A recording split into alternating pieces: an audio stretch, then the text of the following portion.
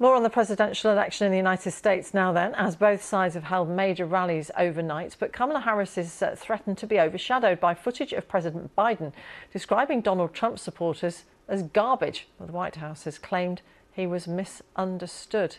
Joining us now, radio host Todd Allbaugh from the Todd Allbaugh Show in Wisconsin, and Zoe Clark, who's political editor on Michigan Public Radio. Todd and Zoe, a very warm welcome to you to BBC News Now. Let's start with this latest spat or gaffe, depending on how you view it, of President Biden describing a supporter or supporters of Donald Trump as garbage. Zoe, how much do your listeners care about this?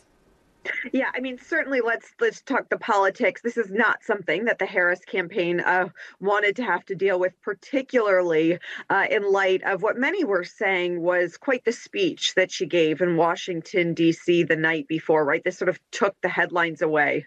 But in terms of what Michigan voters are looking at, I'm just not sure that at this point in the campaign, this is what is going to be the make or break moment of the campaign. Again, certainly not helpful, but we have to remember here in Michigan, early voting has already happened. Some 2 million folks have either voted in person or have already returned absentee ballots.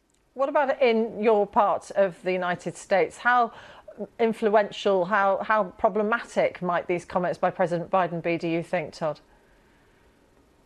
I echo the comments of my colleague there in Michigan. I would simply say that it's not ideal if you're the Harris campaign, but I think we're in the middle of a six city and six state tour right now across Wisconsin, particularly in rural parts of the state.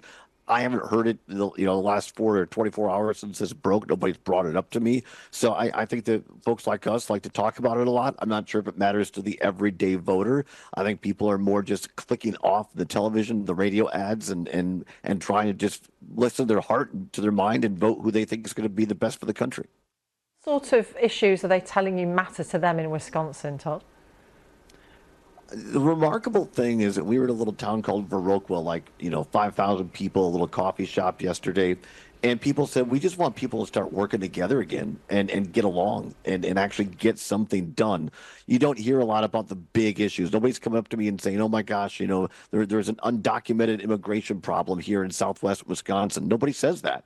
I think the interesting thing is that the MAGA Republicans have decided to start running these transphobic ads in rural parts of the state and playing on people's fear. And so the underlying kind of subliminal message is, sure, we want to take away women's health care rights and make you have unwanted pregnancies and bleed out for not getting health care access. But you know what's worse? It's actually the fact that Democrats want to put boys in girls' bathrooms and boys on girls' sports teams, which, of course, is patently false, but they're still trying to overshadow the truth on their side with falsities about Kamala Harris and Democrats. So not the economy and not immigration particularly, but so which are the issues that are preoccupying voters where you are, Zoe?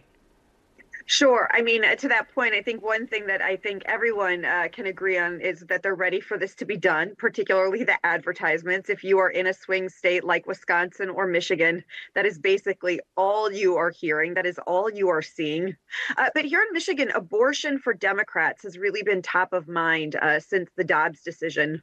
Here in Michigan, we put a constitutional amendment into the Constitution 2 years ago, and we really saw huge voter turnout for Democrats. In fact, for the first time in 40 years, Democrats took complete control in the state of Michigan of the state house, the state senate, and the governor's office. And so that's what Democrats want to talk about.